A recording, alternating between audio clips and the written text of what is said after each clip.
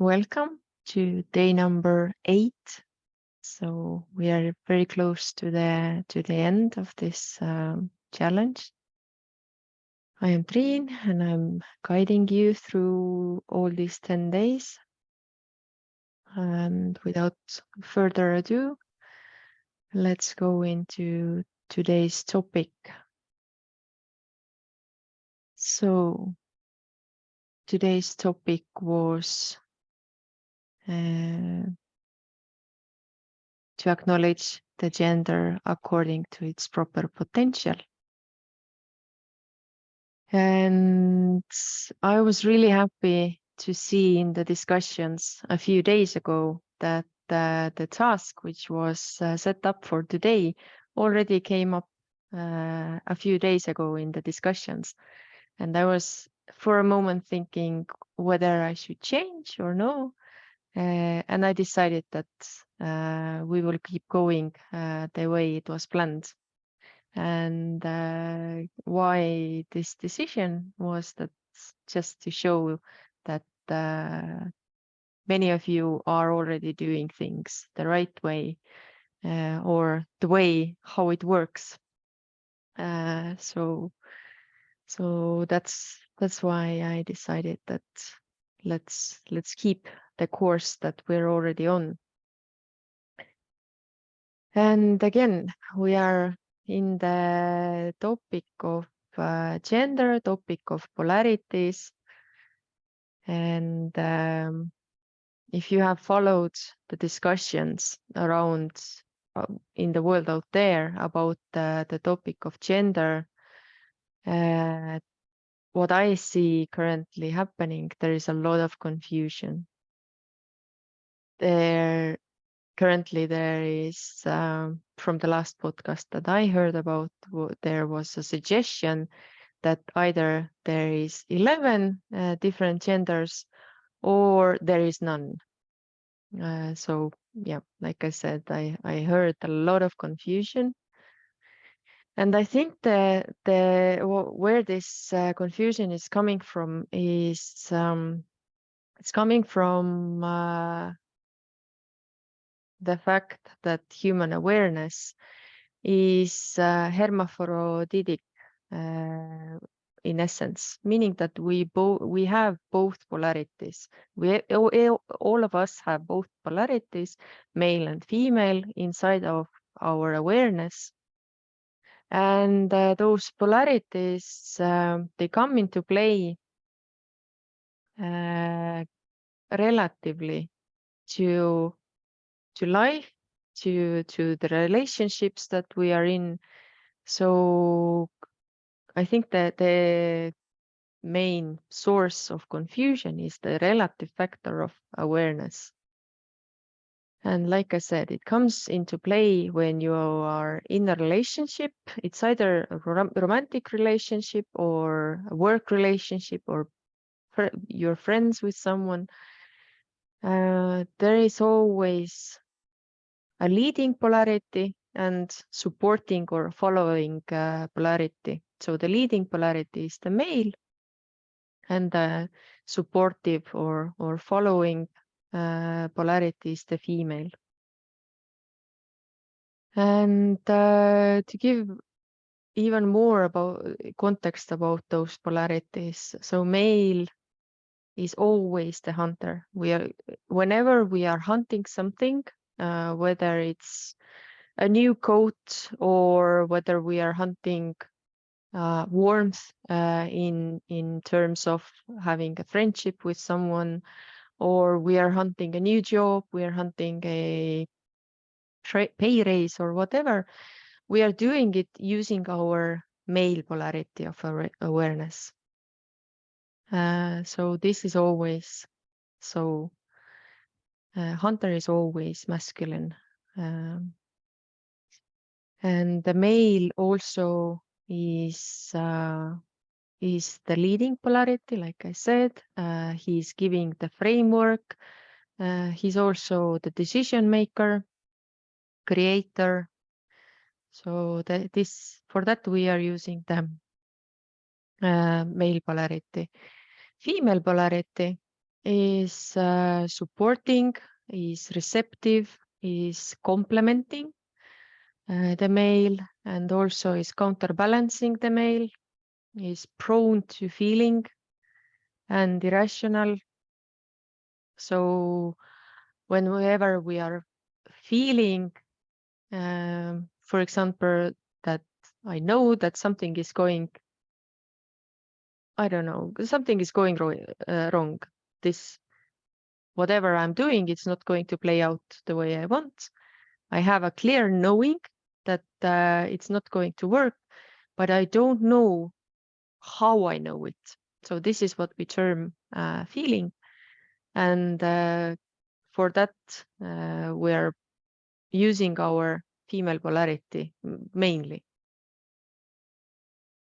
And to give even more confusion into the context, female polarity is dual in nature. So there is two sides of female polarity.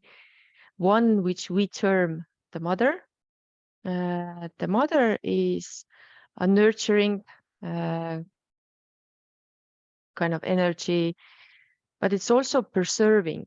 So whenever you are in a situation when you are trying to keep the things as they have always been, you are using your mother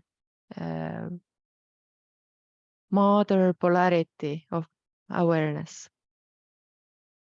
And female, in the female is conceiving, it's receptive. And my own personal example from that is meaning when we are working with ideas, when we are working in work environment, then how do I know that I'm in female polarity? That I myself know that I'm truly in the female polarity, and that the other person who I'm talking to is in the male polarity. It's inspiration, which I use to understand if I am being inspired by the idea which is brought to me. So this is what I understand about conception and then being in the receptive polarity. So female is mystery. It's mystery unto herself. It's really difficult to differentiate when I'm nurturing, when I'm conceiving, when I'm receptive, when I'm trying to preserve something. So it's and then also I fluctuate into the male polarity. So it's a mystery how it works. We haven't figured it out ourselves. So dear men, whenever you have the question, what do women want? We don't know. We haven't figured it out. And I think it's the same with life.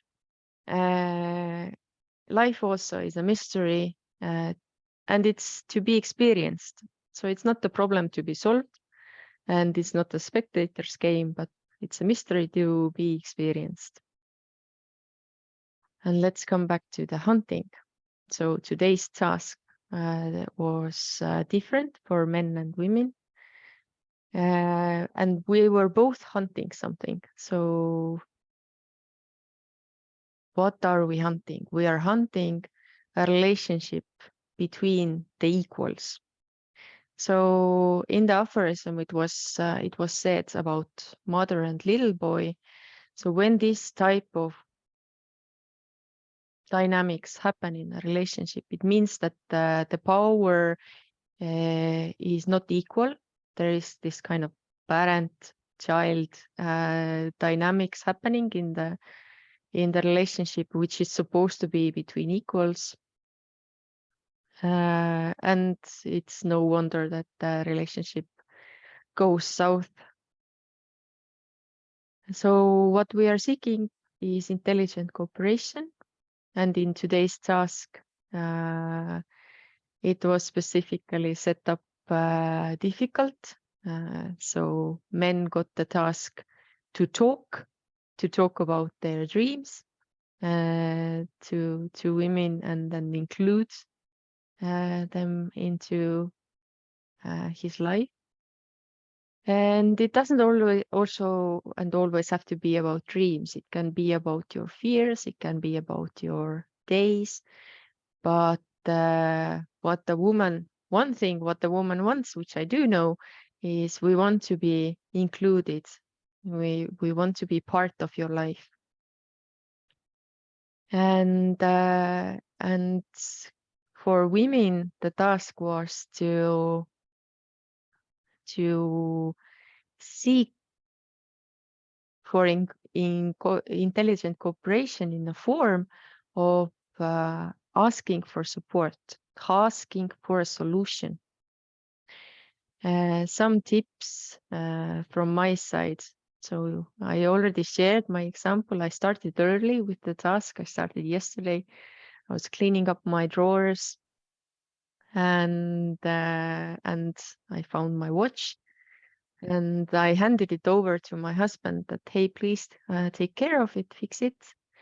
And what I realized today, what happened was that he just gave me a solution, take it to the clocksmith, but he wasn't taking the responsibility to take care of the watch. So he just provided me with the solution, which was completely fine, but I expected him to take care. I didn't communicate it. But yeah, and I wasn't also happy with the solution. So taking it to the clocksmith, I was thinking like, oh, I will show you how I can do it. Like it cannot be so hard. And what happened in 2 seconds, I cut myself. Like today, the thumb is also swollen and then it's hurting. So I got a very painful lesson about not taking the solution, about being in the mother modes, that how it lashes back. So few tips to women about today's task is what needs to happen in those situations is when we're going with a problem and asking for a solution. First, which needs to happen is that we ourselves need to believe that he can do it. We need to believe in him, that he's capable, that what he's providing to us is good, supportive, that he wants to take care of us, etc. So we need to believe in him. And also we need to kind of hand over the responsibility, meaning that we really need to listen what he's saying. If we don't understand, we need to ask questions. And when he's giving the solution, our job is to do it, not to become creative that, okay, I will take half of your solution and create half of my own. And then we end up in a sometimes bloody mess. But yeah, we really need to do it. We really need to take the solution and execute it the way it was given. And it takes courage to trust the man who is giving the solution, and to trust that it is our best interest that they are keeping in mind. So I cannot say to men, or I cannot teach men how to be males because in this lifetime I don't have the experience, but I can share my point of view how to do it as a woman, the intelligent cooperation. And that much about my sharing and my monologue, as I like to call it. And I hope that now also men get to stand up and share how intelligent cooperation works. Let me stop the recording as well.